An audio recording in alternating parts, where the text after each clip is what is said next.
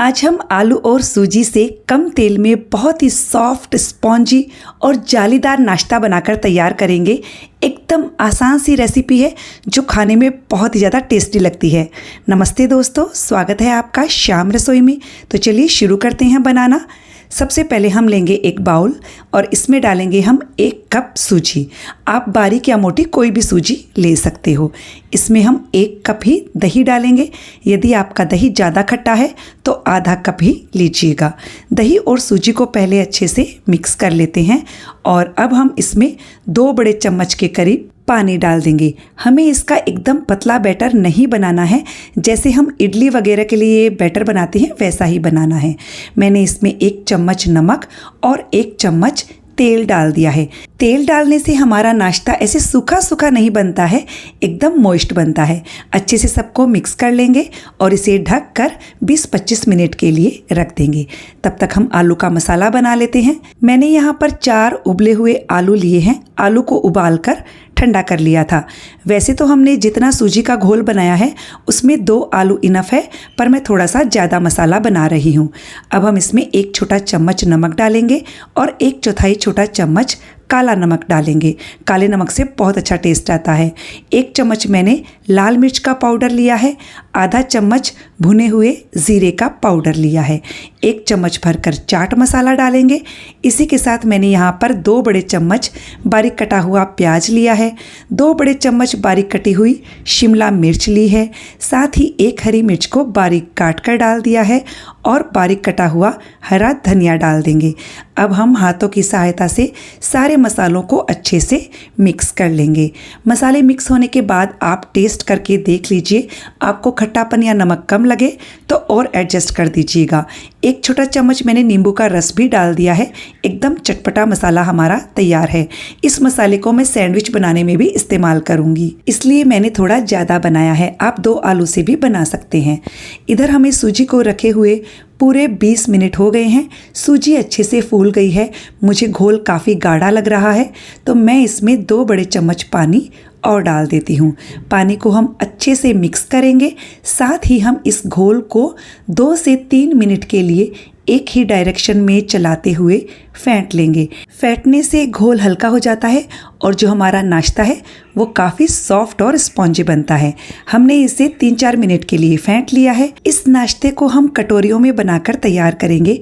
आपके घर में जिस भी शेप का बाउल हो आप उसमें बना लीजिएगा।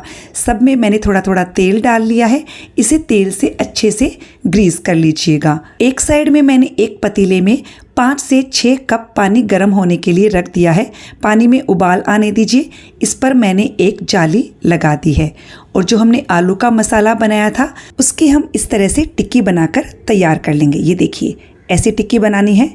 और इधर हमारा जो बैटर है इसमें हम 1 छोटा चम्मच यानी कि 1 सैशे इनो डालेंगे। इस पर 1 छोटा चम्मच पानी डालकर अच्छे से मिक्स कर दीजिएगा। इनो मिक्स होने के तुरंत बाद हमें इस बैटर को इन कटोरियों में डाल देना है।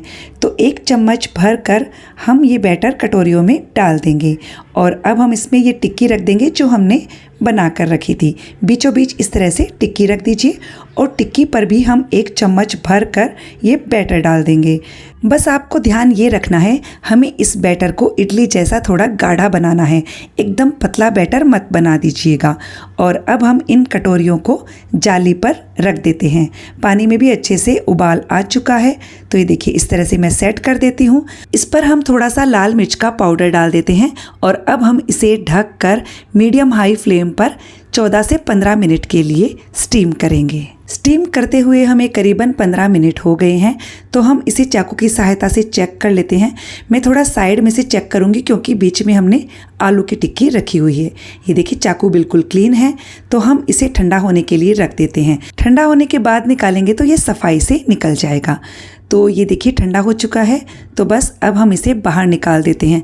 थोड़ा सा ठंडा होने के बाद ये खुद ही अपने किनारे इस तरह से छोड़ देता है। फिर भी हम चारों तरफ एक बार चाकू चला देते हैं और पीछे से आप इसे इस तरह से टैप कीजिए तो ये अपने आप बाहर आ जाएगा। ये देखिए कितना जालीदार नाश्ता हमारा बनकर तैयार हुआ है, एकदम सॉफ्ट और स्पॉन्जी।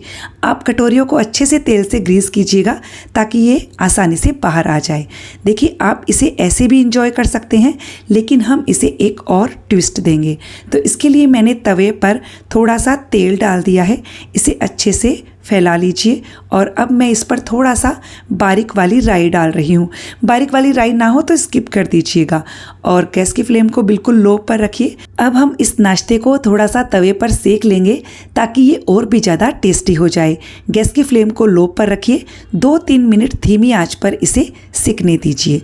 2-3 मिनट के बाद आप इसे पलट दीजिए और पलट कर दूसरी साइड से भी 2-3 मिनट सिकने दीजिए। ये देखिए बहुत ही बढ़िया सा इस पर कलर आ चुका है। तो बस अब हम इसे बाहर निकाल लेते हैं। ये देखिए खाने में ये बहुत ही ज़्यादा टेस्टी बनकर तैयार हुआ है। आप इसे हरे धनिए की चटनी और टोमेटो केचप के साथ भी सर्व कर सकते हैं या चाहे तो नारियल की चटनी के साथ भी सर्व कर सकते हैं। तो फ्रेंड्स रेसिपी कैसी लगी कमेंट करके ज़रूर बताइएगा। अच्छी लगे तो वीडियो को लाइक शेयर कीजिएगा। चैनल को सब्सक्राइब करने के साथ बेल आइकन प्रेस कर दीजिएगा ताकि हमारे आने वाले वीडियो का नोटिफिकेशन आपको मिल सके।